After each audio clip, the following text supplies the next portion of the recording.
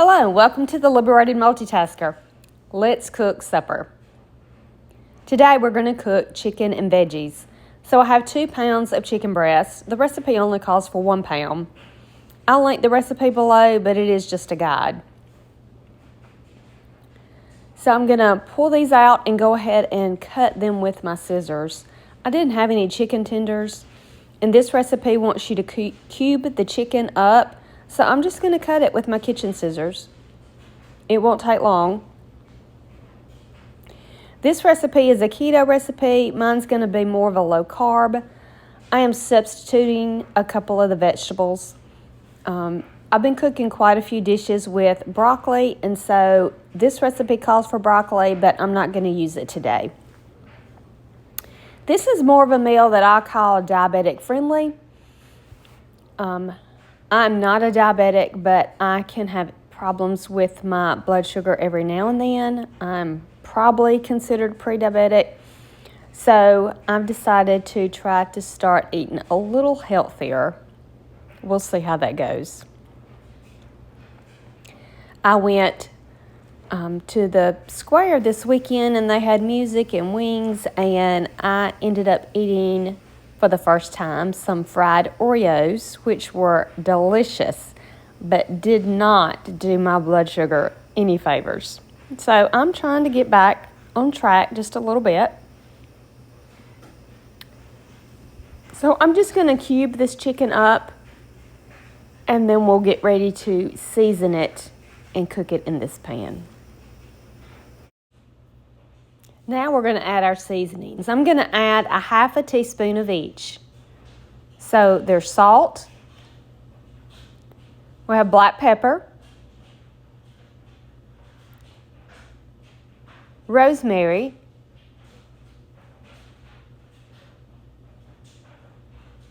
and thyme. I'm sorry about the noise. I'm drying some clothes, and that's probably what you hear in the background.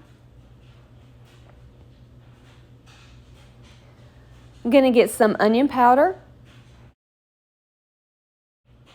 And now we want to add some garlic powder.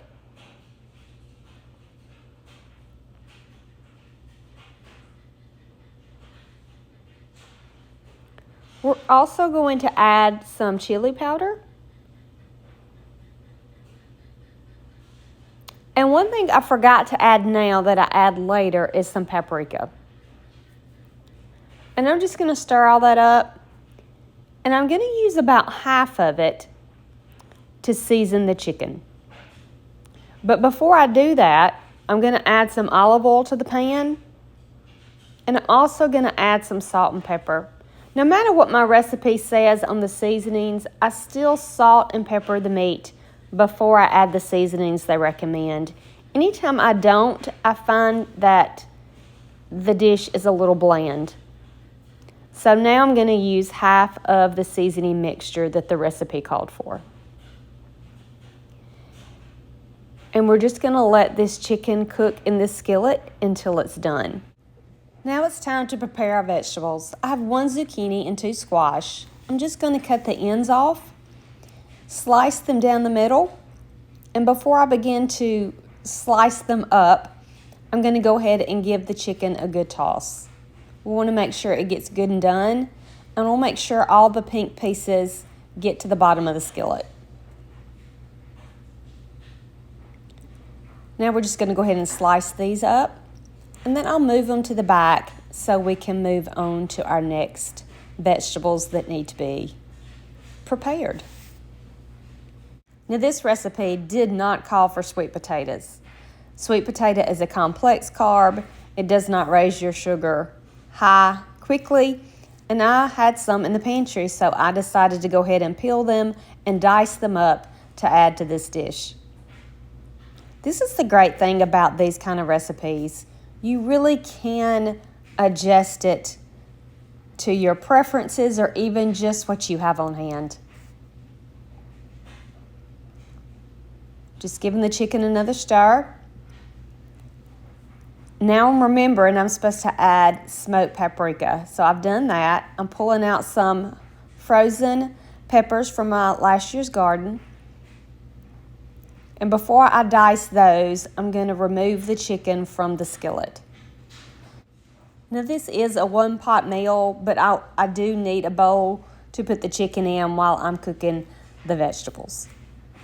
I'm going to start off by sauteing 1 cup of chopped onion. The recipe called for yellow onion. I had red, so that's what I'm using.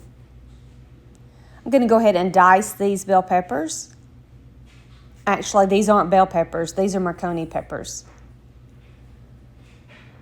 And once I get this broken up and it starts to soften, I'm going to go ahead and add the sweet potatoes and peppers. I'm going to add the sweet potatoes first because it may take them a bit longer to soften up over the squash. Now I do have some homemade chicken bone broth. I'm going to go ahead and add about 1/4 of a cup to the bottom of this pan. And I don't want my vegetables mushy, but I do want them tender. So I'm just going to cook them until I feel like they're about tender and I can add the squash. I've decided to add the lid because I think it will help get the vegetables nice and tender quicker. And I'm doing that taste test now, not just for flavor, but for tenderness. I've decided now I can go ahead and add my chopped up zucchini and squash. I really do enjoy this deep dish skillet. It holds quite a bit. Adding the rest of my seasonings. And I'm going to put that lid on just to help it get tender quicker. I like to stir everything around, make sure everything is good and mixed, the seasonings are incorporated, and the vegetables that are on the top get moved to the bottom just for more even cooking. Just testing for tenderness on the vegetables. I feel like that's about right. And now we're going to add our chicken back in. Now I'm just going to give it another toss, make sure everything's mixed well between the vegetables and the chicken. This is a pretty simple dish. It's pretty much a 30-minute meal. I wanted something quick and easy, but I also wanted something a little different, and this hit the spot. Now my husband and me disagree. I used chicken breast for this meal. He would have preferred chicken thighs. This is a quick and easy dish. It's colorful. You've got your yellow, your greens, and your orange. I really hope you give it a try. Please like, share, and subscribe, and I really hope to see you soon.